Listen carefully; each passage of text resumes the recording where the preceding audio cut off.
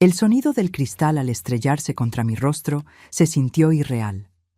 El silencio que siguió fue ensordecedor, solo interrumpido por el goteo del vino tinto que escurría por mi cara, manchando mi blusa blanca. «Vieja inútil, cuando te pido más vino, obedeces», gritó mi nuera, Valeria, tambaleándose ebria en mi comedor. Fue en ese instante cuando algo dentro de mí se rompió, y no era solo el corte que sangraba en mi sien. Como fiscala retirada, sabía exactamente cómo usar la ley para mostrarle quién era la que realmente mandaba en esa casa. La pregunta era, ¿tendría el valor de hacerlo contra la esposa de mi único hijo? Pero antes de continuar, asegúrate de ya estar suscrito al canal y escribe en los comentarios, ¿desde dónde nos estás viendo?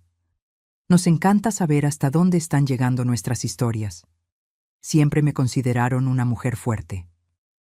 30 años trabajando en el Ministerio Público me enseñaron a mantener la compostura incluso en las situaciones más tensas. Enfrenté a criminales violentos, a corruptos de cuello blanco y hasta a psicópatas calculadores.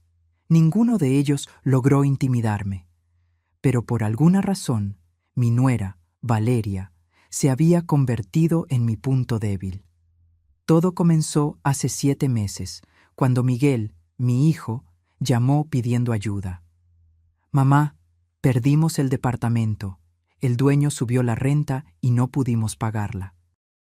¿Podríamos quedarnos contigo unas semanas hasta que encontremos otro lugar?» Como cualquier madre lo haría, abrí las puertas de mi casa. Después de todo, era una residencia espaciosa para una viuda que vivía sola, y la compañía me encantaría. Las primeras semanas, todo fue bien. Miguel trabajaba como arquitecto en un estudio prometedor. Valeria decía ser gerente en una empresa de marketing digital. Salían temprano y volvían por la noche, dejando mi rutina prácticamente inalterada. Los fines de semana, cenábamos juntos y hablábamos de trivialidades. Miguel siempre fue el mediador perfecto entre nosotras dos, suavizando cualquier fricción con su buen humor. Pero entonces, las unas semanas se transformaron en meses, y poco a poco, Valeria empezó a mostrar su verdadera cara. Primero fueron las pequeñas señales, la forma en que rodaba los ojos cuando yo sugería algo, los comentarios sarcásticos sobre mi casa de abuelita con sus muebles antiguos. El tono condescendiente al hablarme, como si fuera una anciana senil, y no una mujer de 62 años en pleno dominio de sus facultades mentales. Y luego vino la bebida. Al principio era solo una copa de vino en la cena. Después, una botella entera. Empecé a notar que Valeria bebía sola durante la tarde, cuando Miguel estaba en el trabajo. Botellas vacías aparecían en la basura con una frecuencia cada vez mayor. Esa fatídica noche de viernes, yo me había esmerado en la cena. Preparé salmón en salsa de hierbas, la receta favorita de mi hijo, con papas al horno y verduras frescas del mercado. Puse en la mesa la porcelana que heredé de mi madre y los cristales que mi difunto marido me regaló en nuestro 10º aniversario de bodas. Miguel llegó a las 7, con una sonrisa cansada, pero genuina. «Wow, mamá, te luciste hoy», dijo, dándome un beso en la frente antes de subir a darse una ducha. Valeria apareció recién a las 8, cuando la cena ya estaba servida. «Disculpa la tardanza», murmuró, sin parecer realmente arrepentida. Sus ojos estaban rojos y su andar ya era ligeramente inestable. Podía oler el alcohol antes incluso de que se acercara a la mesa. «No te preocupes, comamos antes de que se enfríe», respondí, intentando mantener el tono cordial. Miguel bajó, recién bañado y más relajado. El inicio de la cena fue sorprendentemente agradable. Mi hijo habló sobre un nuevo proyecto en el trabajo, yo comenté sobre el libro que estaba leyendo, y Valeria permaneció extrañamente silenciosa, salvo por ocasionales comentarios cortantes. La primera botella de vino se acabó antes incluso del plato principal. Miguel bebía moderadamente, pero Valeria ya iba por su 4ª copa cuando hizo un gesto brusco en mi dirección. «Más vino», dijo, extendiendo la copa vacía como si yo fuera una mesera a su disposición. Creo que ya has bebido suficiente, Valeria, respondí tranquilamente, manteniendo los ojos en mi plato. El silencio que siguió fue pesado. Miguel detuvo el tenedor a mitad de camino hacia su boca, sus ojos moviéndose nerviosamente entre ella y yo.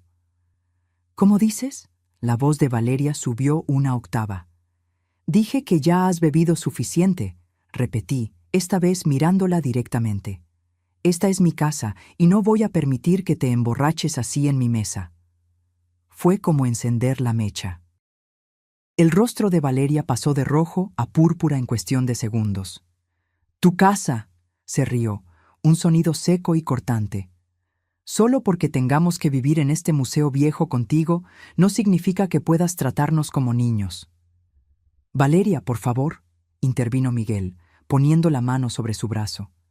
Ella se deshizo de su toque con un manotazo. «No, Miguel, ya estoy harta de esto. Tu mamá nos mira como si fuéramos intrusos, como si no fuéramos dignos de pisar su precioso piso de madera». Se giró hacia mí, con los ojos entrecerrados de furia y alcohol. ¿Sabes cuál es tu problema? No puedes aceptar que ya no eres la poderosa fiscala Elena Solís. Ahora solo eres una vieja jubilada y solitaria que necesita controlarlo todo y a todos a su alrededor para sentirse importante. Mantuve la calma, como aprendí a hacerlo durante décadas de tensos juicios. Si así es como te sientes, tal vez sea hora de que encuentren otro lugar para vivir.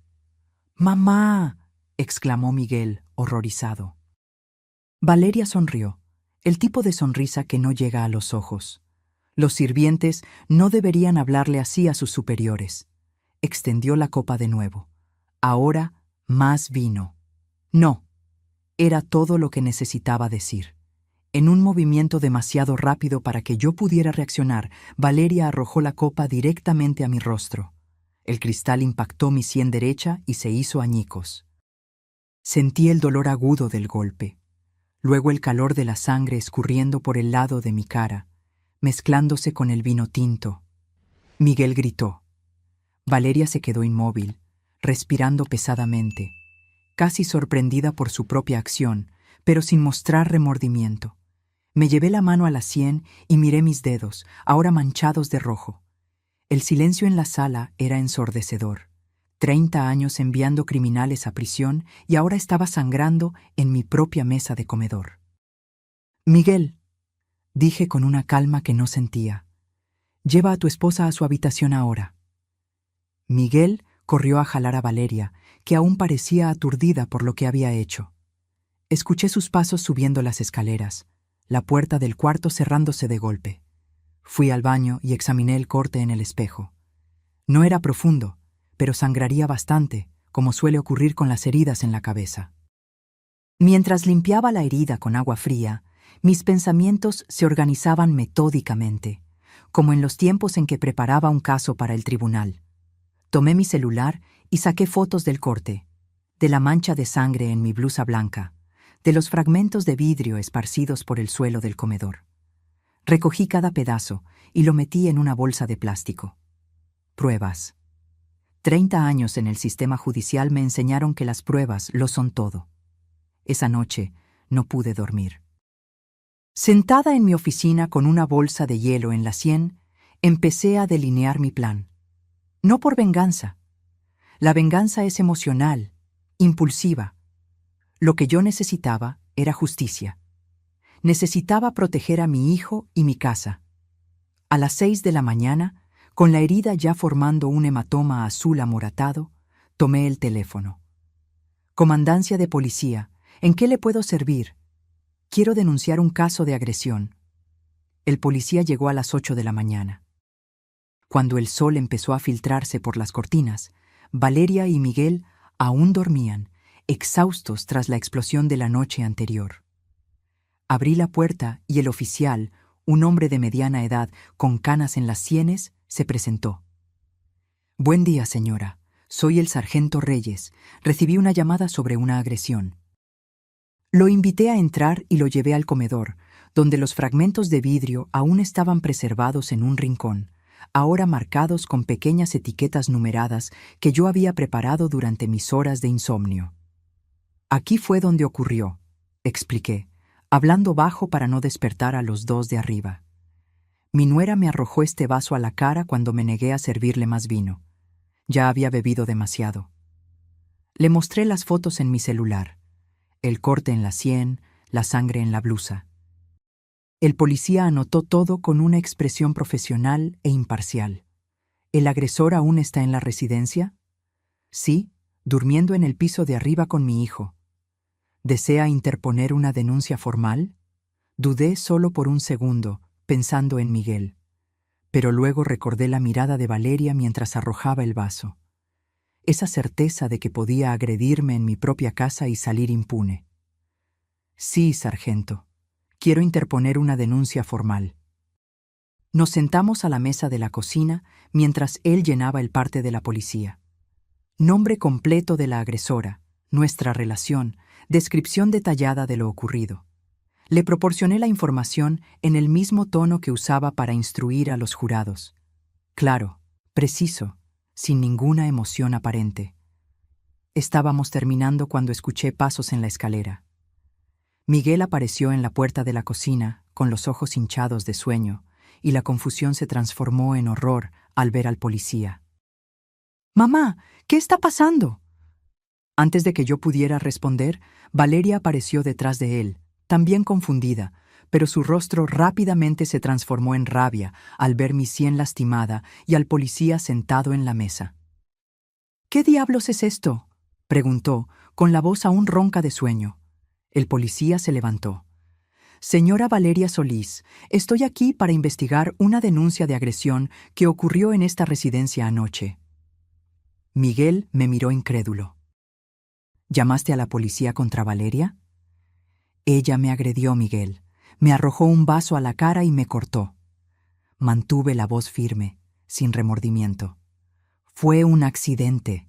Estaba borracha», protestó Miguel, desesperado. «Estar ebria no es una defensa válida para una agresión física, señor», comentó el policía, en tono profesional, pero firme. Valeria dio un paso al frente, con los puños cerrados. «No puedes estar hablando en serio. Esto es ridículo. Fue una discusión familiar». «Una discusión familiar que resultó en lesiones físicas», respondí tranquilamente. «Y en mi propia casa». El policía se dirigió a Valeria. «Señora, necesito pedirle que me acompañe a la comandancia para rendir declaración». «¿Qué?», gritó ella. «¿Me va a arrestar por un vaso roto?». «En este momento, solo le pido que rinda declaración. Dependiendo de los hechos confirmados, puede ser acusada de agresión». Miguel estaba llorando ahora, alternando súplicas entre ella y yo. «Por favor, mamá, no hagas esto. Podemos resolver esto en familia». Miré a mi hijo, sintiendo una punzada de dolor que no tenía nada que ver con el corte en mi sien. «Miguel, ya intentamos resolver esto en familia durante meses. Anoche, Valeria cruzó la línea». El policía pidió que Valeria se vistiera apropiadamente para acompañarlo. Ella subió las escaleras dando pisotones, con Miguel justo detrás, implorando que se calmara. Me quedé sola con el policía por unos minutos. Él me miró con una expresión que yo reconocía bien. El tipo de mirada que los policías veteranos lanzan al intentar entender la dinámica familiar detrás de un incidente. «Señora, ¿está segura de que quiere seguir con esto? A veces, los problemas familiares pueden ser...». «Sargento», interrumpí educadamente. «Trabajé 30 años como fiscala. Sé exactamente lo que estoy haciendo y cuáles serán las consecuencias legales». Él pareció sorprendido. Luego asintió con un nuevo respeto en su mirada. Valeria bajó las escaleras, ahora vestida con jeans y camiseta, el cabello atado en una coleta desaliñada. Miguel la siguió, aún llorando bajito. «Esto no va a terminar aquí», dijo Valeria al pasar a mi lado. «Te vas a arrepentir de haber hecho esto». El policía la advirtió de no hacer amenazas, lo que solo aumentó su furia. Mientras él la escoltaba afuera, Miguel se giró hacia mí con los ojos rojos. «¿Cómo pudiste hacer esto? Ella es mi esposa». «Y yo soy tu madre», respondí simplemente. «Y esta es mi casa». La puerta principal se cerró y el silencio volvió a reinar. Miguel me miró fijamente por unos segundos como si no me reconociera, antes de subir corriendo las escaleras. Escuché la puerta del cuarto cerrarse de golpe. Me senté en el sillón de la sala, súbitamente exhausta. El hematoma latía, pero el dolor físico era casi un alivio comparado con el dolor de ver el rostro de Miguel. Aún así, no me arrepentí. Años lidiando con la justicia me enseñaron que ésta no siempre parece justa en el momento en que se aplica. 2 horas después, Miguel bajó con una mochila. Su rostro estaba determinado, pero sus ojos aún estaban hinchados. Voy a buscar a Valeria a la comandancia. Nos quedaremos en casa de Isabel hasta que decidamos qué hacer. Isabel era una amiga de ellos que vivía en un departamento minúsculo en el centro de la ciudad. No era una solución permanente, y ambos lo sabíamos. Miguel, empecé, intentando mantener la voz suave, no tienes que irte, esta es tu casa también. Él se rió, un sonido amargo. Esta casa dejó de ser mía en el momento en que decidiste llamar a la policía por mi esposa. Ella me agredió, Miguel, en mi propia mesa de comedor. Estaba borracha y perdió la paciencia. La gente comete errores y necesita responder por ellos, respondí, la voz más firme, principalmente cuando esos errores involucran violencia física. Miguel negó con la cabeza. Siempre ha sido así. La fiscala inflexible, la ley por encima de todo, incluso de tu propio hijo. Aquello dolió más que el corte en la sien, pero no dejé que se notara. Es porque te amo que estoy haciendo esto, Miguel. Valeria es abusiva y tú estás atrapado en esa relación. No te atrevas a analizar mi matrimonio. Siempre odiaste a Valeria. Siempre creíste que yo merecía algo mejor. Y lo mereces, dije tranquilamente. Mereces a alguien que te respete y que respete a tu familia. Miguel tomó las llaves del coche de la mesa de centro.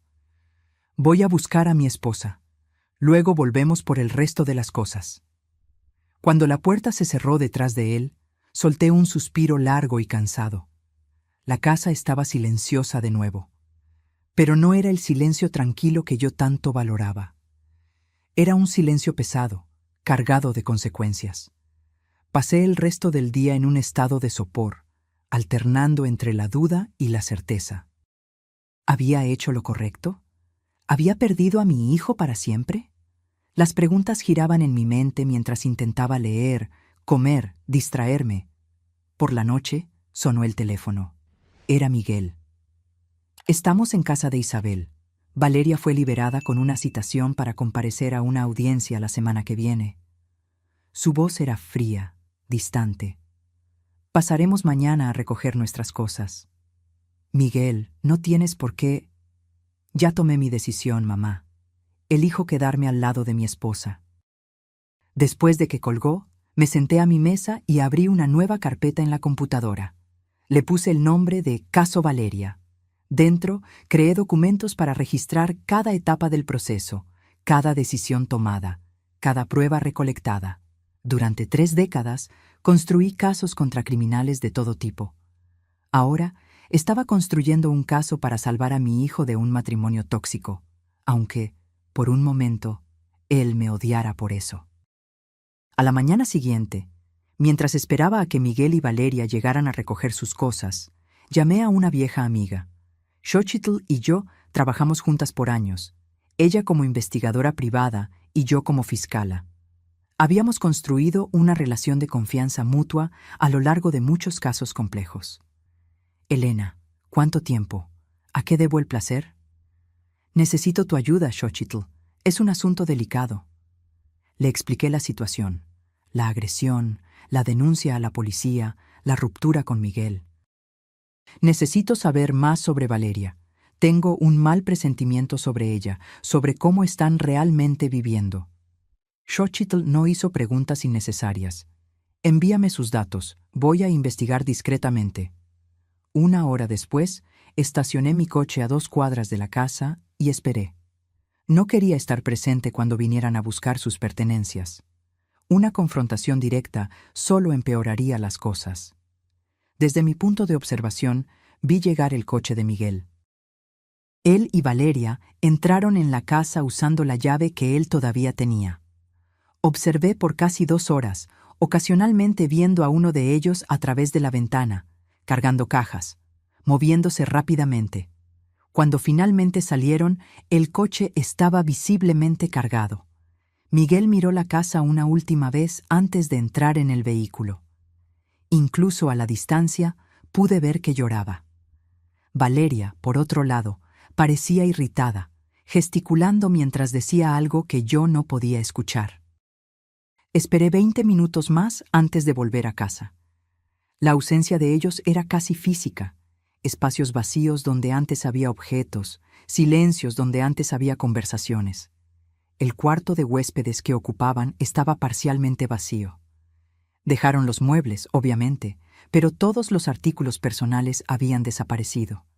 En el armario noté que faltaba uno de mis broches de oro, una pieza que perteneció a mi madre. Miguel sabía cuánto la valoraba. ¿Había sido un descuido o un pequeño acto de venganza? Preferí creer en la primera opción. Los días siguientes estuvieron llenos de un silencio opresivo. Miguel no me llamó. No respondió a mis mensajes. Intenté respetar su espacio, pero cada día sin noticias era una pequeña tortura. El miércoles recibí el primer informe de Xochitl. Sentada en mi oficina, abrí el archivo adjunto del correo electrónico con aprensión. Los descubrimientos fueron peores de lo que imaginaba. Valeria había sido despedida de su empleo 3 meses antes. No estaba simplemente teniendo problemas con la jefa, como alegaba durante nuestras cenas. Estaba desempleada, escondiéndoselo a todos, incluso a Miguel. Pero eso era solo el comienzo. Valeria tenía 4 tarjetas de crédito, todas sobregiradas, sumando una deuda de casi $90,000. Peor aún, 2 de esas tarjetas estaban a nombre de Miguel, probablemente abiertas con un poder notarial o usando sus datos sin su conocimiento. El informe también mostraba algo verdaderamente alarmante: 3 retiros significativos de la cuenta de retiro de Miguel en los últimos 2 meses, sumando $180,000. Para hacer esos retiros, Valeria necesitaría tener acceso a sus contraseñas o haber falsificado su firma. Había más. Pequeñas quejas en tiendas sobre cheques sin fondos, un aviso de desalojo de un departamento anterior que nunca mencionaron y, lo más preocupante, conversaciones capturadas en redes sociales donde Valeria hablaba con amigos sobre heredar una casa pronto, cuando la vieja se muera. La vieja. Yo. Sentí una ola de náusea. No era solo un caso de temperamento explosivo o una nuera irrespetuosa. Era un esquema sistemático.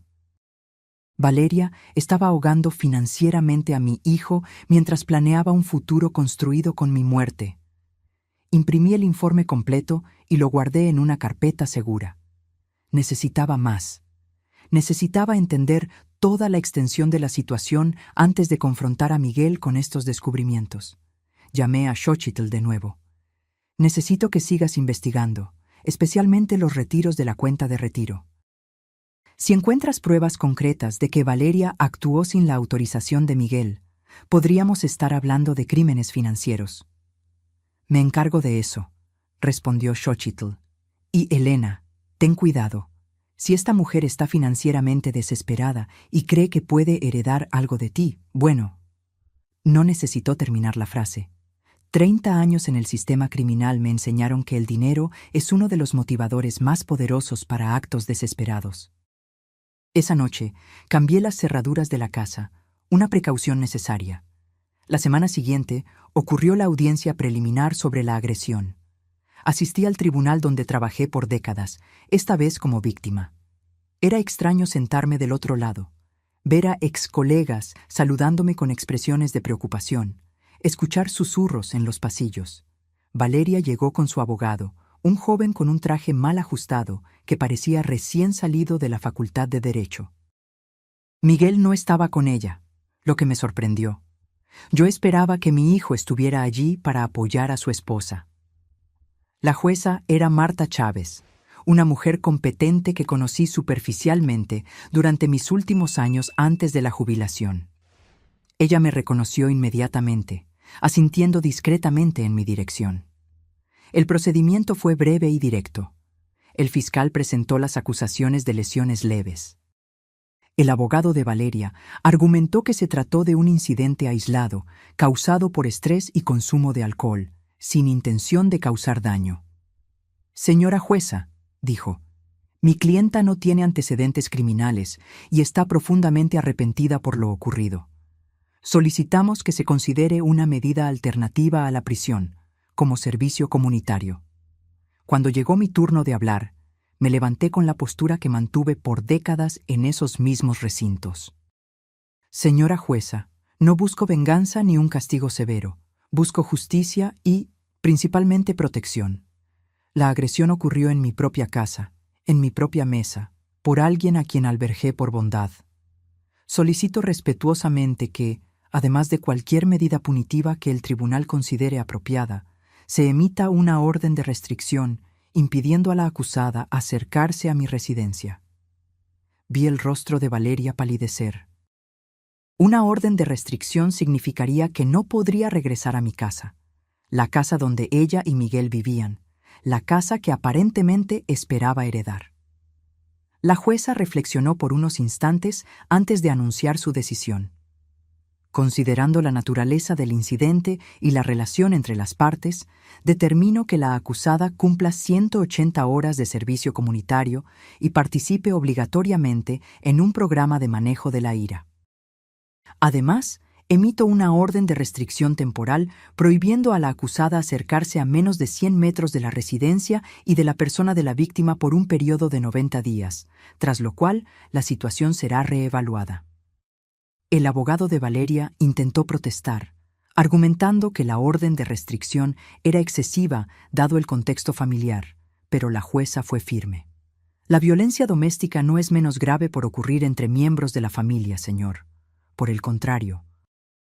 Al salir del tribunal, noté a Miguel sentado en el pasillo. Nuestras miradas se encontraron brevemente antes de que él la desviara, levantándose rápidamente para encontrarse con Valeria. Yo quería acercarme, explicarle por qué estaba haciendo todo aquello, decirle que había descubierto cosas preocupantes, pero el momento no era el adecuado. Miguel no estaba listo para escuchar. Volví a casa y añadí la transcripción de la audiencia y una copia de la orden de restricción a mi carpeta Caso Valeria. El archivo estaba engrosándose, tanto literal como metafóricamente. 2 días después recibí una llamada inesperada. Era Miguel. Mamá. Su voz sonaba exhausta, casi irreconocible. Necesitamos hablar. Acordamos vernos en una cafetería neutral, lejos de mi casa y del departamento de la amiga donde se estaban quedando. Llegué 15 minutos antes, escogiendo una mesa en la esquina, donde podríamos tener algo de privacidad. Miguel llegó puntualmente. Estaba más delgado, con ojeras profundas que no podía ocultar. Vestía una camiseta de cuello alto, a pesar del calor del día, algo que inmediatamente encendió mis alarmas internas. ¿Estás bien?, pregunté tan pronto como se sentó. Estoy lidiando con la situación, respondió, evitando mi mirada mientras tomaba el menú. Pedimos café, negro para mí, con leche para él, como siempre. Cuando la mesera se fue, nos quedamos en un silencio incómodo, ninguno de los dos sabiendo exactamente cómo empezar. La orden de restricción complicó todo, dijo finalmente. Llevamos casi 2 semanas en casa de Isabel. El sofá me está destrozando la espalda y la paciencia de ella se está agotando. Puedes rentar un lugar, sugerí, manteniendo la voz neutra, sin acusaciones. Miguel soltó una risa amarga. ¿Con qué dinero?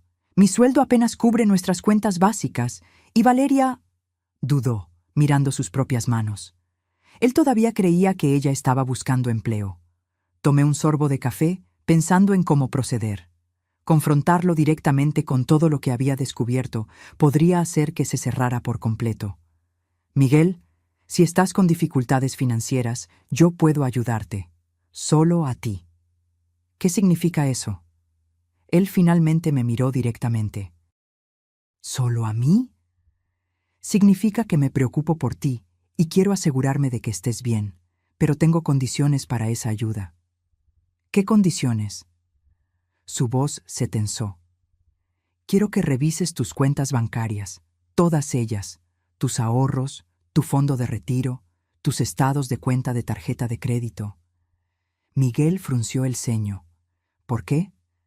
Porque tengo motivos para creer que desconoces tu verdadera situación financiera. ¿De qué estás hablando? Miguel puso la taza en la mesa con demasiada fuerza, derramando un poco de café.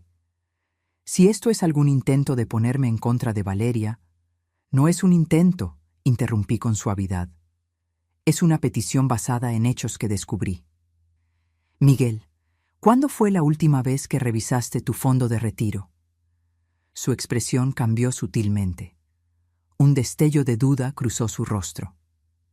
No sé. Hace unos meses, tal vez. Lo configuré para depósitos automáticos. ¿Y los retiros? ¿Autorizaste algún retiro recientemente?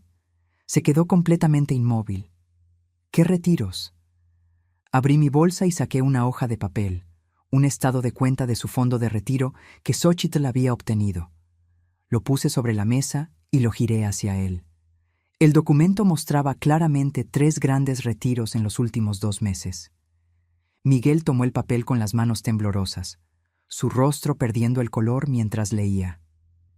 Esto no es posible. Yo nunca autoricé esto. Hay más, dije gentilmente, sacando otros documentos de mi bolsa. Estados de cuenta de tarjeta de crédito a su nombre con compras que él claramente no había hecho, incluyendo joyas caras y transferencias a cuentas que no reconocíamos. Miguel miró los papeles, su respiración acelerándose. ¿Cómo conseguiste todo esto?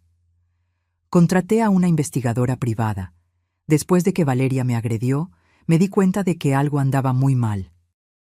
¿Investigaste a mi esposa? Su voz subió una octava, indignada. Investigué para protegerte, respondí firmemente. Y parece que tenía razón en preocuparme. Miguel, Valeria fue despedida hace 3 meses. Tienes 4 tarjetas de crédito sobregiradas, 2 de ellas a tu nombre. Sacó $180,000 de tu fondo de retiro sin tu autorización. Eso es un crimen. Miguel cerró los ojos y respiró hondo varias veces. Cuando los abrió, había una mezcla de emociones en su mirada. Rabia, confusión, miedo y finalmente un destello de reconocimiento. Las cuentas. Ella siempre decía que estaba pagando las cuentas, pero siempre faltaba dinero. Yo creía que era porque mi sueldo era bajo, que no nos estábamos administrando bien. Ella te está robando, hijo. Miguel negó con la cabeza lentamente. No, debe haber una explicación. Tal vez estaba desesperada después de perder el empleo. Tal vez no quería preocuparme. Debe haber planeado devolver el dinero cuando consiguiera un nuevo trabajo. Miguel, dije con toda la gentileza que pude reunir, hay una cosa más que necesitas ver. Le entregué el último documento, capturas de pantalla de las conversaciones de Valeria con amigos, donde ella hablaba sobre heredar una casa pronto, cuando la viejita se muera, y sobre aguantar a la vieja por unos meses más hasta que resolvamos nuestra situación financiera. Miguel leyó los mensajes 1, 2, 3 veces, como si no pudiera comprender las palabras frente a él. Entonces, vi algo en su rostro romperse. Una lágrima rodó por su mejilla, seguida por otra y otra más. Ella siempre decía que tú no nos aceptabas porque eras muy tradicional. Por eso nos tratabas con tanta frialdad. Miguel, a mí nunca me importó a quién elegiste amar. Me importa la forma en que esa persona te trata. Él se secó las lágrimas con una servilleta. Cuando nos mudamos a tu casa, dijo que sería temporal, solo hasta que juntáramos dinero para nuestra propia casa. Pero siempre pasaba algo, una cuenta inesperada, una emergencia. Decía que estábamos ahorrando, pero yo nunca vi el dinero crecer. Sostuve su mano por encima de la mesa. ¿Y la camiseta? Hace demasiado calor para usar cuello alto. Miguel palideció e instintivamente subió el cuello. No es nada. ¿Es ella? ¿También fue violenta contigo? Sus ojos se llenaron de lágrimas de nuevo. Lentamente bajó el cuello, revelando marcas de dedos en su cuello, moretones amarillentos que parecían estar desapareciendo. Fue después de la audiencia, susurró. Estaba furiosa por la orden de restricción. Dijo que yo debía haber testificado a su favor, que yo te elegí a ti en lugar de a ella. Miguel miró hacia abajo. Tengo tanto miedo, mamá. La rabia que sentí en ese momento fue diferente de la fría indignación que sentí cuando Valeria me arrojó el vaso. Era una furia primaria y protectora, pero no podía dejar que me controlara. Miguel necesitaba claridad, no más caos emocional. Quiero que vengas a casa conmigo hoy, dije con firmeza. Por el momento, Valeria no puede acercarse a la casa debido a la orden de restricción. Estarás seguro allí. En cuanto a tus cosas, enviaremos a alguien a buscarlas más tarde. Lo importante es sacarte de esa situación de inmediato. Se va a volver loca cuando descubra que me fui. Es exactamente por eso que tienes que irte, Miguel. Este es un patrón clásico de abuso. Miguel permaneció en silencio por un largo momento, mirando los documentos esparcidos frente a nosotros, prueba irrefutable de la traición financiera y emocional de Valeria. Finalmente, asintió levemente. De acuerdo. Vámonos a casa. De camino de vuelta, Miguel permaneció en silencio, mirando por la ventana. Solo cuando estacioné en el garaje volvió a hablar. ¿Cómo permití que esto pasara? ¿Cómo no me di cuenta? El abuso rara vez comienza siendo obvio, respondí, apagando el motor. Comienza con pequeñas mentiras, pequeños controles que aumentan gradualmente. Cuando te das cuenta, ya estás atrapado en una telaraña. Entramos en la casa que siempre fue de él también, la casa donde creció. Miguel se detuvo en medio de la sala, mirando a su alrededor como si estuviera viendo el lugar por primera vez. Voy a prepararte tu habitación, dije, subiendo las escaleras. El cuarto de Miguel estaba como siempre. Lo conservé cuando se fue a la universidad y lo guardé cuando él y Valeria se mudaron al cuarto de huéspedes. Era un refugio del pasado, un lugar donde él podía sentirse seguro de nuevo. Cambié las sábanas, abrí las ventanas para que entrara aire fresco y puse una jarra con agua en la mesa de noche. Pequeños gestos para decirle que era bienvenido, que aquel era su hogar. Cuando bajé, encontré a Miguel sentado a la mesa de la cocina, mirando su celular. Levantó la vista cuando entré. Ha llamado 14 veces. Mandó 23 mensajes preguntando dónde estoy.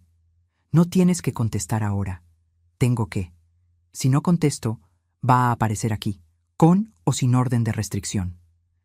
Miguel escribió un mensaje corto. Necesito un tiempo para pensar. Estoy seguro. Por favor, no me busques hoy. Segundos después, el teléfono empezó a sonar. El nombre de Valeria apareció en la pantalla. Miguel rechazó la llamada con las manos temblorosas y apagó el aparato. ¿Qué hago ahora?, preguntó, pareciendo perdido. Un paso a la vez, respondí, sentándome a su lado. Primero, necesitamos proteger tus finanzas. Mañana cambiaremos tus contraseñas bancarias y notificaremos al banco sobre las transacciones no autorizadas. Después, consultaremos a una abogada para discutir tus opciones legales. ¿Opciones legales?, repitió, como si estuviera saboreando las palabras. ¿Te refieres a divorcio? Entre otras cosas, lo que ella hizo, los retiros no autorizados, las tarjetas de crédito a tu nombre, son crímenes financieros. Miguel, tú puedes elegir si quieres o no interponer una denuncia, pero necesitamos impedir que continúe. Miguel asintió lentamente. Nunca pensé que estaría en esta situación. Siempre creí que reconocería el abuso si me sucediera. Nadie cree que les vaya a pasar. Es por eso que el abuso persiste. Es disfrazado. Es justificado. Hace que la víctima dude de sí misma. Esa noche, preparé la cena mientras Miguel tomaba una ducha larga. Tuvimos una comida sencilla, silenciosa la mayor parte del tiempo, pero era un silencio diferente al que había existido entre nosotros en las semanas anteriores. No era un silencio de rabia o resentimiento, sino de reflexión, de reconexión. Antes de dormir, Miguel me abrazó, el primer abrazo en semanas. «Gracias por no rendirte conmigo», susurró. «Nunca me rendiría», respondí, abrazándolo un poco más fuerte. Esa noche, acostada en mi cama, escuché a Miguel llorar en el cuarto de al lado. El sonido me partió el corazón, pero también me trajo un extraño alivio. Estaba en casa, estaba seguro, y el llanto era parte de la sanación. Al día siguiente, como planeamos, fuimos al banco. Miguel canceló todas las tarjetas, cambió las contraseñas y bloqueó el acceso. Iniciamos el proceso de impugnación de los retiros no autorizados de su fondo de retiro. El gerente, al ver los documentos y escuchar la explicación, sugirió vehementemente que Miguel interpusiera una denuncia formal por fraude. «Vamos a pensarlo», fue todo lo que él pudo responder en el momento. Por la tarde, nos reunimos con una abogada especializada en derecho de familia y casos de violencia doméstica. Licenciada Olvera era una mujer de mediana edad, con ojos gentiles y presencia firme, exactamente el tipo de persona que necesitábamos. Con base en lo que me dijo y en los documentos que trajo, tenemos un caso sólido para el divorcio por conducta conyugal inapropiada, explicó la licenciada Olvera. El abuso financiero está bien documentado y, con las evidencias de abuso físico, podemos solicitar una orden de restricción permanente, no solo la temporal que ya existe. Miguel respiró hondo. ¿Y si no quiero que vaya a la cárcel? Entiendo su vacilación, respondió la licenciada Olvera gentilmente. Muchas víctimas de violencia doméstica tienen sentimientos conflictivos sobre procesar criminalmente a sus agresores. Podemos concentrarnos inicialmente en el divorcio y en la protección de sus bienes. Las denuncias criminales pueden ser una decisión separada que usted tomará cuando esté listo. Saliendo de la oficina, Miguel parecía simultáneamente exhausto y aliviado. «Parece que estoy despertando de una pesadilla», comentó mientras volvíamos a casa. «Es un proceso», respondí. «No se va a resolver de la noche a la mañana». «Lo sé, pero al menos ahora estoy caminando en la dirección correcta». Aquella noche fue interrumpida por un ruido en la puerta principal alrededor de las 10. Golpes furiosos, el timbre sonando repetidamente. Miguel y yo nos miramos en el sofá donde veíamos una película. «Es ella», susurró Miguel, con miedo evidente en su voz. «No puede entrar», le aseguré, tomando el teléfono. «Y está violando la orden de restricción. Voy a llamar a la policía». Los golpes continuaron, volviéndose más fuertes a medida que yo relataba la situación a la operadora del 911. «Mi nuera está violando una orden de restricción, intentando entrar a la fuerza en mi casa. Necesitamos una patrulla de inmediato». «Miguel», la voz de Valeria penetró por la puerta. «Sé que estás ahí dentro. Abre esta puerta ahora mismo». Miguel se encogió en el sofá, temblando. Fui hacia él y sostuve sus manos. «Todo está bien. No puede entrar. La policía está en camino». Valeria continuó gritando, amenazando y suplicando alternadamente. El ruido atrajo la atención de los vecinos. Vi luces encendiéndose en las casas cercanas, rostros apareciendo en las ventanas. Cuando la patrulla llegó, 7 minutos después, Valeria aún estaba en el pórtico, pateando la puerta. La policía la consideró en flagrante violación de la orden de restricción. Observamos por la ventana mientras la arrestaban.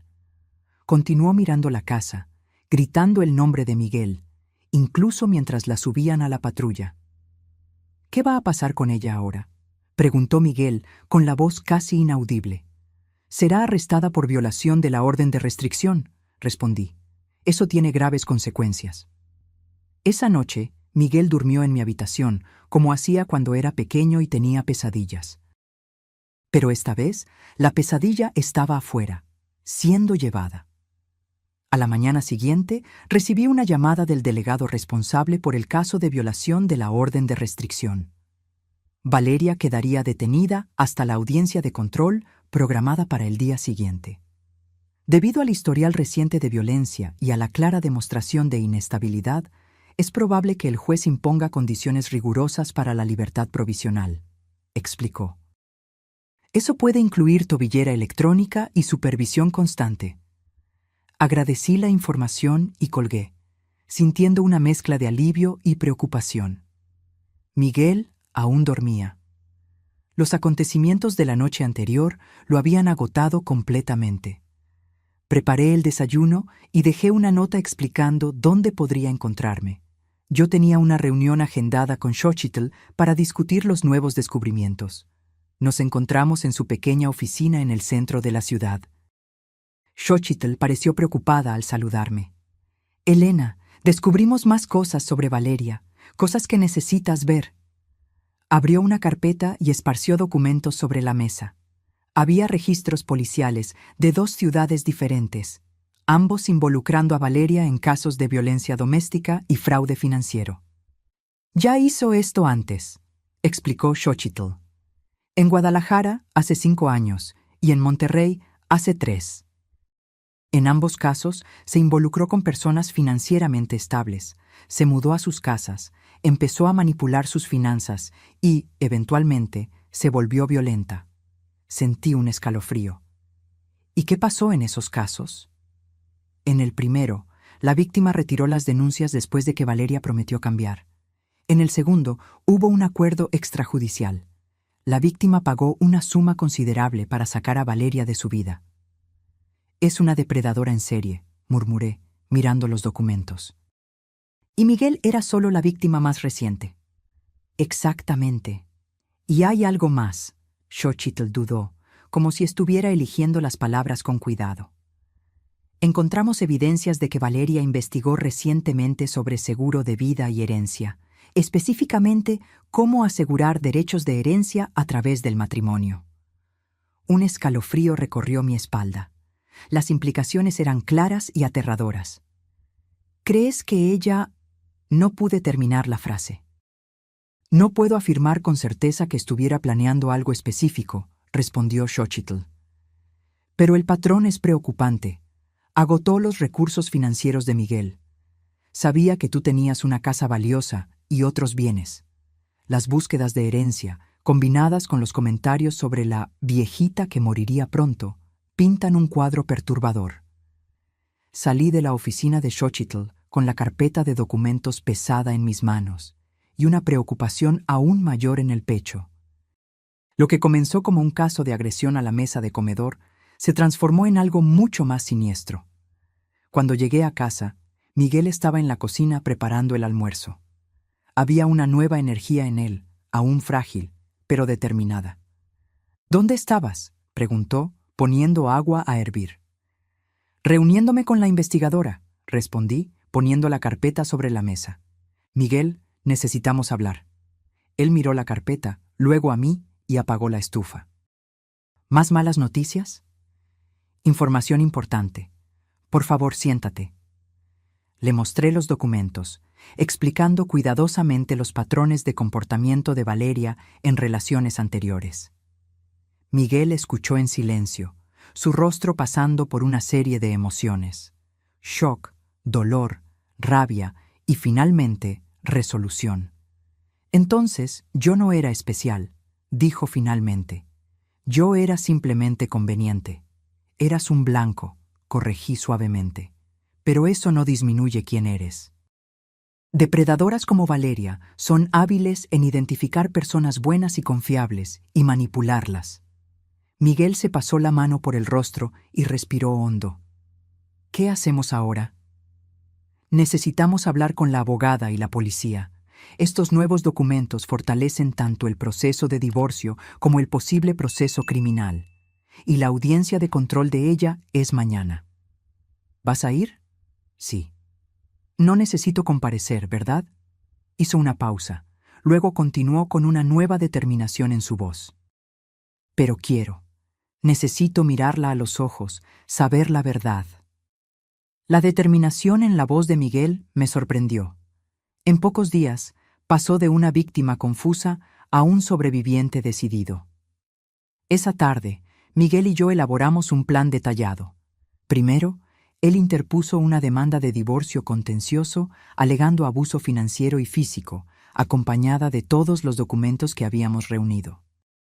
Enseguida, presentamos denuncias formales por los crímenes financieros, uso no autorizado de la cuenta de retiro y apertura fraudulenta de tarjetas de crédito.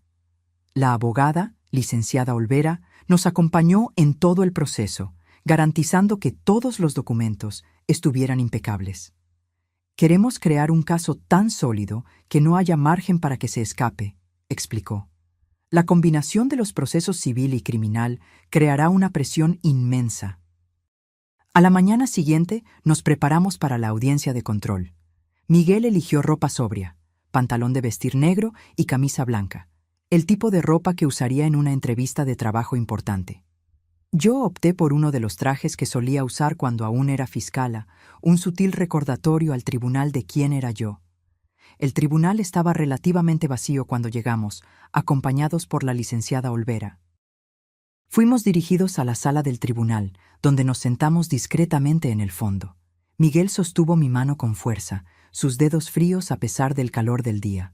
Cuando Valeria fue traída vistiendo el uniforme naranja de prisión y esposas, Miguel respiró hondo. Era la primera vez que la veía desde la noche de la invasión. Valeria examinó la sala y sus ojos se fijaron en nosotros. Por un momento, su expresión se suavizó al ver a Miguel, pero luego notó nuestras manos entrelazadas y su rostro se contorsionó de rabia. Le dijo algo a su abogado, que miró en nuestra dirección y negó con la cabeza. El juez entró y la audiencia comenzó. El fiscal presentó el caso: violación flagrante de una orden de restricción, historial reciente de violencia, riesgo de intimidación a testigos. Además, señor juez, añadió, tenemos información de que la acusada tiene historial de comportamiento similar en otras jurisdicciones, habiéndose involucrado en casos anteriores de violencia doméstica y fraude en Guadalajara y Monterrey. Esa información era nueva para Valeria. Se giró bruscamente hacia el abogado, visiblemente impactada. No esperaba que su pasado la alcanzara tan rápidamente.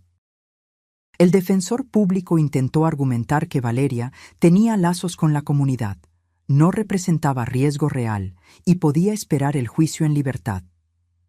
El juez escuchó los argumentos con una expresión impasible antes de anunciar su decisión. Considerando la gravedad de la violación, el historial de la acusada y el evidente riesgo para las víctimas, determino que la acusada permanecerá detenida hasta el juicio, con posibilidad de revisión en 30 días, mediante presentación de un plan de supervisión adecuado. Valeria emitió un sonido de protesta, rápidamente silenciado por su abogado. Cuando los policías se acercaron para llevársela, ella se giró y miró directamente a Miguel. «Por favor». Su voz sonaba desesperada. «Miguel, no dejes que esto pase. Te amo. Podemos arreglar esto». Miguel no desvió la mirada. Permaneció firme, mirando directamente a los ojos de la mujer que lo traicionó y abusó de él por meses. No dijo nada, solo observó a Valeria ser conducida fuera del tribunal. En el pasillo, después del término de la audiencia, Miguel finalmente soltó mi mano y respiró hondo. «Creí que sería más difícil», confesó, «verla de esa forma, escucharla suplicar. Pero solo podía pensar en todo lo que descubrimos, las otras personas, las mentiras, las búsquedas de herencia. Eres muy fuerte», dije, sintiendo inmenso orgullo por mi hijo.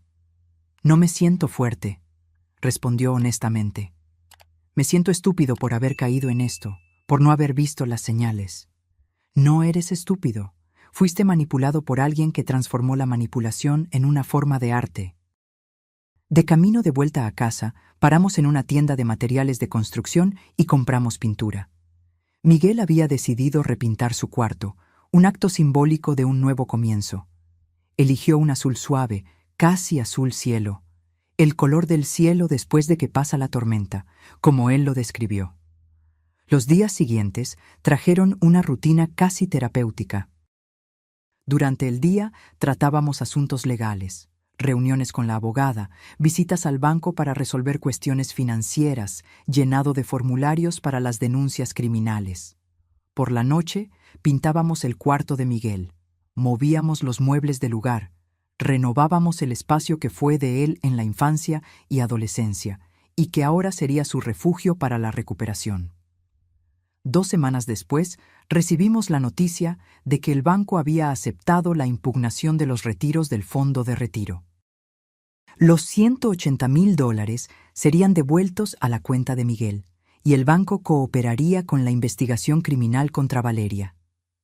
«Es un comienzo», comentó Miguel cuando recibimos la noticia. «Un paso a la vez, ¿verdad?» «Exactamente», concordé. Esa tarde, mientras aplicábamos la última mano de pintura en el techo del cuarto, Miguel dijo algo que venía guardando. «¿Sabes cuál es la cosa más difícil de aceptar? No es el dinero, no son las mentiras, ni siquiera la violencia.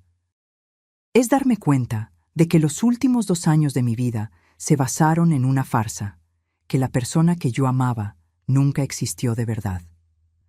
Bajé de la escalera y me senté en el borde de la cama, protegida por lonas plásticas. Lamentar lo que pensabas tener es a menudo mucho más difícil que lamentar lo que realmente perdiste. Miguel asintió, bajando de la escalera y sentándose a mi lado. ¿Cómo puedo seguir adelante después de esto? ¿Cómo puedo confiar en alguien de nuevo? Lentamente, respondí con cuidado, con el apoyo de personas que realmente te aman, y recordando que lo que pasó no define quién eres o lo que mereces en la vida. Él apoyó la cabeza en mi hombro, manchando mi camiseta vieja con pintura azul. No me importó en lo más mínimo. «Gracias por no rendirte conmigo», murmuró. «Incluso cuando estaba enojado contigo, incluso cuando elegí el lado equivocado». «Es lo que hacen las madres», respondí simplemente. «Esperamos el momento en que nuestros hijos estén listos para escuchar. Entonces, estamos allí para ayudarlos a reconstruir». 1 mes pasó. La vida volvió a la normalidad, o a una nueva normalidad. Miguel había regresado a su trabajo en el estudio de arquitectura, ahora a tiempo completo. Yo había retomado mis rutinas de jubilada, lectura por la mañana, jardinería por la tarde, cenas ocasionales con amigos. El proceso criminal contra Valeria progresó lentamente, como es típico en el sistema judicial. Ella permaneció detenida, habiendo tenido una segunda solicitud de libertad provisional negada cuando nuevas evidencias de sus actividades anteriores salieron a la luz. Miguel empezó a ir a terapia 2 veces por semana, buscando entender qué lo había vuelto vulnerable al abuso y cómo construir relaciones más saludables en el futuro. Algunas noches yo lo escuchaba llorar en el cuarto, pero los episodios se estaban volviendo menos frecuentes, menos intensos. Una tarde de sábado, mientras preparábamos el almuerzo juntos, una actividad que se había convertido en un ritual reconfortante, sonó el teléfono. Era la licenciada Olvera, la abogada. «Tengo novedades», dijo. «El abogado de Valeria se comunicó conmigo proponiendo un acuerdo judicial». Miguel puso el teléfono en altavoz para que yo también pudiera escuchar. «¿Qué tipo de acuerdo?» «Ella se declara culpable de los crímenes financieros y de la violación de la orden de restricción a cambio de una pena reducida. 2 años de prisión seguidos de 3 años de libertad condicional supervisada. También acepta el divorcio sin objeción, renunciando a cualquier derecho a tus bienes o a la futura herencia de tu madre». Miguel me miró, sus ojos buscando orientación. «¿Qué opinas?» «La decisión es tuya, Miguel, pero 2 años de prisión más 3 de libertad condicional es una pena significativa. Y lo más importante, ella estaría admitiendo legalmente lo que hizo». «Si no aceptamos», Miguel le preguntó a la licenciada Olvera, «¿qué pasa?» «Iremos a juicio. Con las pruebas que tenemos, creo que podemos conseguir una condena más dura, tal vez 4 o 5 años de prisión. Pero los juicios son impredecibles, y tú tendrías que testificar, reviviendo todo públicamente». Miguel respiró hondo. «¿Puedo pensarlo?» «Claro», respondió la licenciada Olvera. Nos dieron un plazo de 3 días para analizar la propuesta. Después de colgar, Miguel volvió silenciosamente a picar las verduras para la ensalada. Respeté su silencio, dándole espacio para procesar. No sé si quiero verla en la cárcel por 5 años, dijo finalmente. No por venganza. Pero tampoco sé si 2 años son suficientes para sentirme seguro cuando salga. La libertad condicional supervisada no es un juego, comenté. Tendría que presentarse regularmente. No podría acercarse a ti. Tendría que participar en programas de rehabilitación. Cualquier violación la mandaría de vuelta a la cárcel. Miguel asintió, absorbiendo la información, y el divorcio sería más rápido si ella no lo impugnara. Mucho más rápido y menos desgastante emocionalmente para ti. Continuó cortando tomates en silencio por unos minutos más. Voy a pensar en ello. Quiero tomar la decisión correcta por los motivos correctos. 2 días después, Miguel pidió acompañarme a la oficina de la licenciada Olvera. Había tomado su decisión. Quiero aceptar el acuerdo judicial, anunció tan pronto como nos sentamos. No porque sea más fácil, sino porque es suficiente. 2 años de prisión, 3 en libertad condicional, un divorcio sin problemas y el reconocimiento legal de su culpa. Es justicia sin ser venganza. La licenciada Olvera sonrió. Creo que es una decisión sabia, Miguel. Voy a comunicarlo a la fiscalía y a su abogado de inmediato. El proceso fue sorprendentemente rápido después de eso. Una semana después, asistimos al tribunal para la audiencia en que Valeria aceptaría formalmente el acuerdo judicial. Era la primera vez que Miguel la veía desde la audiencia de control, un mes antes. Valeria parecía haber envejecido años en solo unas semanas. El uniforme de prisión le quedaba holgado en su cuerpo más delgado. Su cabello, antes perfectamente teñido, ahora exhibía raíces oscuras. Cuando nos vio entrando en el tribunal, sus ojos se fijaron en Miguel con una intensidad perturbadora. El juez revisó los términos del acuerdo en detalle antes de dirigirse a la acusada. Señora Santos, ¿usted entiende que, al declararse culpable, está admitiendo haber cometido los crímenes de fraude financiera, agresión y violación de orden judicial? Sí, señor juez, respondió Valeria, con la voz más áspera de lo que recordaba. ¿Y lo está haciendo voluntariamente, consciente de las consecuencias? Sí. Muy bien. Este tribunal acepta su declaración de culpabilidad y la condena a 2 años de prisión, seguidos de 3 años de libertad condicional supervisada. Los términos específicos de la libertad condicional incluyen la prohibición absoluta de contacto con las víctimas, participación obligatoria en programas de manejo de la ira y tratamiento para dependencia de alcohol, además de restitución financiera conforme a lo estipulado en el acuerdo civil. El juez golpeó el martillo, finalizando la sentencia. Cuando los policías se acercaron para llevársela, Valeria se giró hacia nosotros una última vez. «Miguel», gritó, ignorando las advertencias del guardia. «Lo siento mucho por todo». Miguel no respondió. Solo la miró fijamente por unos segundos antes de desviar la mirada. Era el desenlace que él necesitaba. No un perdón, no una reconciliación, solo el reconocimiento silencioso de que aquel capítulo estaba llegando a su fin. En el pasillo, después del término de la audiencia, Miguel finalmente soltó mi mano y respiró hondo. Creí que sería más difícil, confesó.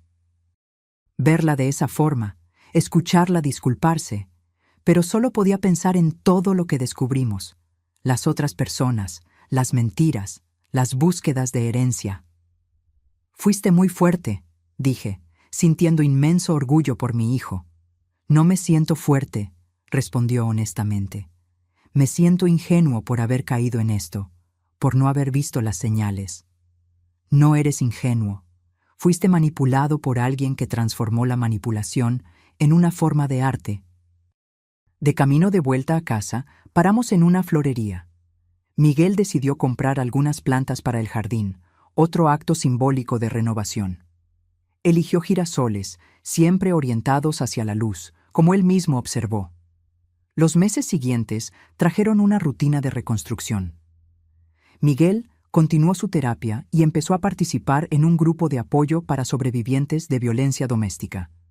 Al principio, era el único hombre en el grupo, algo que lo dejó dudoso. Pero pronto encontró su lugar, su voz, su fuerza para compartir su historia. Poco a poco, el Miguel que yo conocía, creativo, gentil, lleno de sueños, empezó a reaparecer. Volvió a dibujar en su tiempo libre, algo que había abandonado durante la relación con Valeria.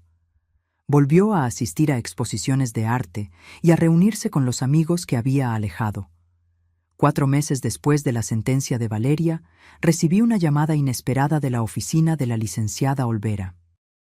Señora Solís, tenemos una información importante. Valeria aceptó proporcionar testimonios contra otros cómplices en esquemas de fraude similares, a cambio de una pequeña reducción en la pena. ¿Cómplices? ¿No actuó sola? Aparentemente no. Las investigaciones revelaron que Valeria formaba parte de una red mayor de individuos que apuntaban a personas financieramente estables para manipulación y fraude. Compartían técnicas, documentos falsificados e incluso posibles blancos. Un escalofrío recorrió mi espalda. Miguel no había sido solo víctima de una depredadora aislada, sino de una operación organizada. ¿Esto cambia algo para Miguel? No en términos legales. El divorcio está finalizado, la orden de restricción permanece en vigor y la restitución financiera está garantizada. Pero creí que a ustedes les gustaría saber que la información de Valeria está ayudando a desmantelar esta red y evitar que otras personas pasen por lo mismo. Después de colgar, me senté por un largo tiempo contemplando lo que aquello significaba.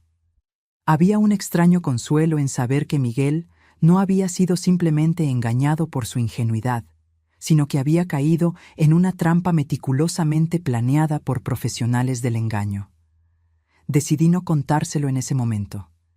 Él estaba finalmente encontrando paz, reconstruyendo su vida paso a paso. Esa información podía esperar hasta que estuviera más fortalecido. 6 meses después del incidente con el vaso de vino, participé en una conferencia sobre violencia doméstica en la universidad local. Por invitación de la Fiscalía, compartí mi experiencia como fiscala y como madre de un sobreviviente de abuso. Hablé sobre las señales que ignoramos, sobre cómo el abuso puede ocurrir en cualquier familia, independientemente de la educación o el estatus social. Muchas veces, pensamos en la violencia doméstica como algo que les sucede a otros, concluí mi discurso. Algo distante de nuestra realidad, algo que podríamos reconocer y evitar fácilmente. La verdad es que puede estar sentada a nuestra mesa de comedor, disfrazada de amor, camuflada de preocupación, oculta bajo capas de manipulación. Y a veces es necesario que un vaso se rompa para que podamos ver la realidad con claridad. Al bajar del escenario, fui sorprendida por un rostro familiar en la platea. Miguel estaba allí, en la última fila, con los ojos llorosos. No me había dicho que vendría. «Estuviste increíble», dijo cuando nos encontramos en el pasillo. «No sabía que vendrías». Necesitaba verte hablando de eso. Necesitaba escuchar tu perspectiva. Hizo una pausa, poniendo las manos en los bolsillos, un gesto que siempre hacía cuando estaba nervioso. Quería contarte algo. Decidí estudiar psicología. Quiero trabajar con víctimas de abuso, especialmente hombres, que a menudo tienen dificultad en pedir ayuda o incluso reconocer el abuso. Mi corazón se llenó de orgullo. Miguel, eso es maravilloso. Fuiste tú quien me inspiró, la forma en que luchaste por mí, incluso cuando yo no quería ser salvado. Él sonrió, una sonrisa genuina que no veía hacía mucho tiempo. Creo que estoy siguiendo tus pasos, de alguna forma. Tú siempre luchaste por la justicia en el tribunal. Ahora, yo quiero luchar por la sanación fuera de él. Esa noche, cenamos juntos en un restaurante pequeño, celebrando esa nueva dirección en la vida de Miguel. Mientras saboreábamos el postre, él me hizo una pregunta que yo sabía que vendría eventualmente. «Mamá, ¿tienes noticias de Valeria?» Dudé, decidiendo que era hora de compartir lo que sabía. Está colaborando con las investigaciones. Parece que formaba parte de un grupo mayor de defraudadores. Miguel asintió lentamente. Eso... De alguna forma, eso ayuda. Saber que no fue solo conmigo, que no fue porque yo era particularmente tonto o ingenuo. Nunca fuiste tonto, Miguel. Fuiste solo un buen hombre que creyó en lo mejor de las personas. Y sigo creyendo, dijo, sorprendiéndome. Solo que ahora también creo en las señales de alerta. Creo en mi intuición cuando algo no parece estar bien. Eso es sabiduría, no cinismo, respondí, tomando su mano sobre la mesa. ¿Sabes lo que me ayudó más que nada en todo este proceso?, preguntó, mirándome a los ojos. Fue verte esa noche, con sangre escurriendo por el rostro, aún así manteniendo la calma y la dignidad. Fue darme cuenta de que incluso herida, no perdiste tu fuerza. Eso me mostró que yo también podía sobrevivir, que yo también podía sanar. Sentí lágrimas en mis ojos, emocionada con sus palabras. Los dos sobrevivimos y salimos más fuertes. Un año después del incidente con el vaso de vino, nuestra vida había encontrado un nuevo ritmo.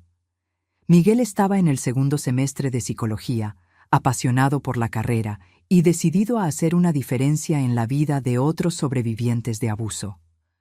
Yo me había convertido en una conferencista regular en eventos sobre violencia doméstica, usando mi experiencia como fiscala y como madre para educar y concientizar.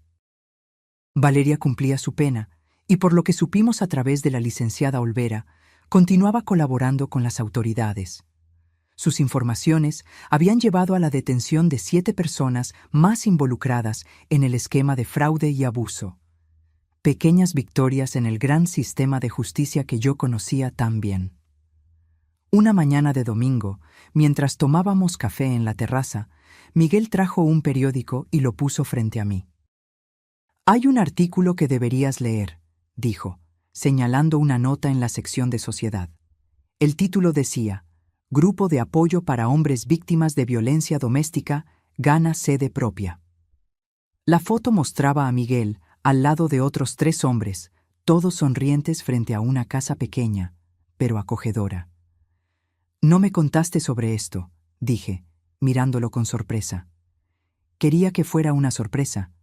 Conseguimos el financiamiento de la alcaldía y de una fundación privada. Vamos a ofrecer apoyo psicológico, orientación legal y grupos de terapia, todo gratuito. «Miguel, eso es increíble». Mi voz desbordaba de orgullo. Todo comenzó con ese grupo de apoyo al que asistí.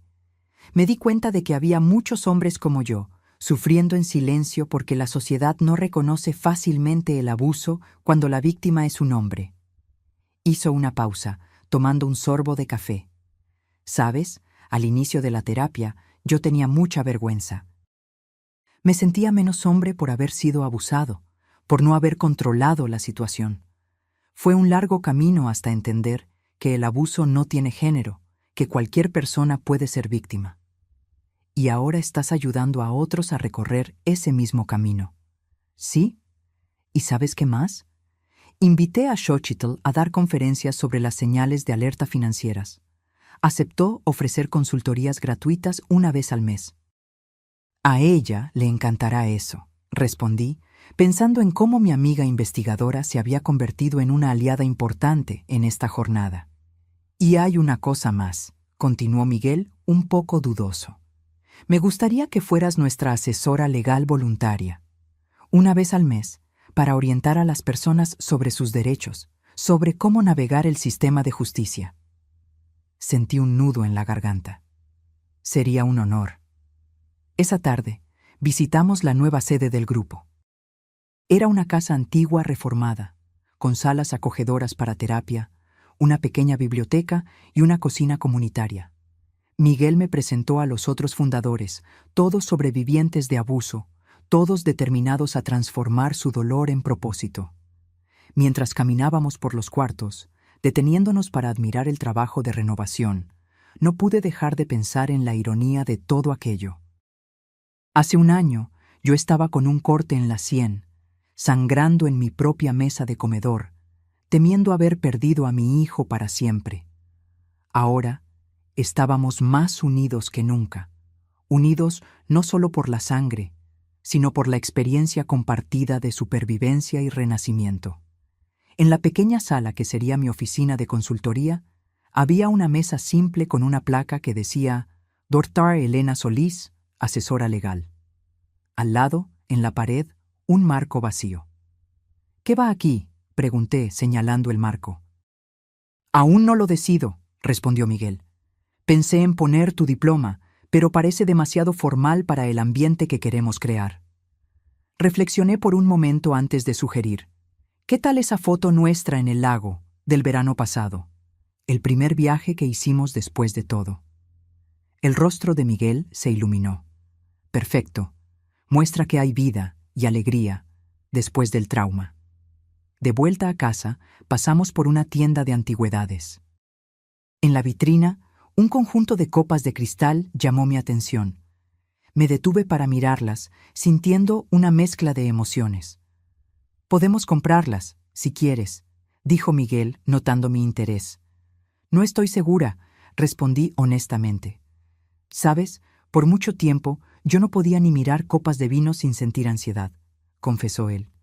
«Pero la semana pasada cené en casa de un colega y logré sostener una copa sin temblar. Pequeñas victorias, como dice mi terapeuta». Miré a mi hijo, maravillada con su jornada. «Pequeñas victorias», repetí. «Creo que sí, llevaremos el conjunto». Aquella noche hicimos algo que no hacíamos hacía mucho tiempo. Abrimos una botella de vino. No para olvidar, no para anestesiar, sino para celebrar. Para marcar un año de sanación, un año de reconstrucción, un año de descubrimientos sobre nosotros mismos y sobre lo que realmente importa. En las nuevas copas de cristal, el vino brillaba bajo la luz de la cena. Miguel levantó la suya en un brindis. «Por la supervivencia», dijo él. «Por la sanación», añadí. «Y por la copa rota que nos liberó», concluyó con una leve sonrisa. Mientras el cristal tintineaba gentilmente, pensé en cómo un momento de violencia, por terrible que fuera, había desencadenado una serie de eventos que trajeron no solo justicia, sino también sanación y propósito. El vaso roto destrozó más que cristal aquella noche. Destruyó el poder que Valeria tenía sobre Miguel, las mentiras que construyeron su relación, y la ilusión de que el abuso solo les sucede a otras personas. En su lugar, construimos algo nuevo y más fuerte. Un vínculo renovado entre madre e hijo, un propósito compartido de transformar nuestra propia experiencia traumática en esperanza para los demás. Hoy, cuando miro la pequeña cicatriz en mi sien derecha, un recordatorio permanente de aquella noche, ya no siento rabia o miedo. Siento una extraña gratitud por el despertar doloroso que representó. Aquella copa rota no solo expuso la verdad sobre Valeria, nos liberó para reconstruir nuestras vidas con más honestidad, más claridad y más compasión. Como fiscala, pasé 3 décadas buscando justicia en el tribunal. Ahora, al lado de mi hijo, encontré un tipo diferente de justicia, la que viene de la sanación, de la transformación y de la capacidad de usar nuestro propio dolor para aliviar el de los otros. No siempre es fácil. Hay días en que Miguel todavía lucha con la vergüenza, días en que yo todavía me cuestiono si podría haber percibido las señales antes, pero entonces veo el trabajo que estamos haciendo, las vidas que estamos tocando, y sé que estamos exactamente donde deberíamos estar. A veces es necesario que algo se rompa completamente para que podamos reconstruirlo más fuerte, más auténtico e infinitamente más precioso de lo que era antes. Como aquel vaso de cristal que se hizo añicos en mi sien, nuestra familia se rompió momentáneamente, pero lo que construimos a partir de los fragmentos, este nuevo vínculo, este nuevo propósito, es mucho más valioso que cualquier copa intacta jamás podría ser. Ahora, si te gustó esta historia, haz clic en suscribirse y dime en los comentarios qué parte te dejó con la boca abierta. Ah, Y no olvides hacerte miembro para tener acceso a videos exclusivos que no subo aquí. Te espero allá.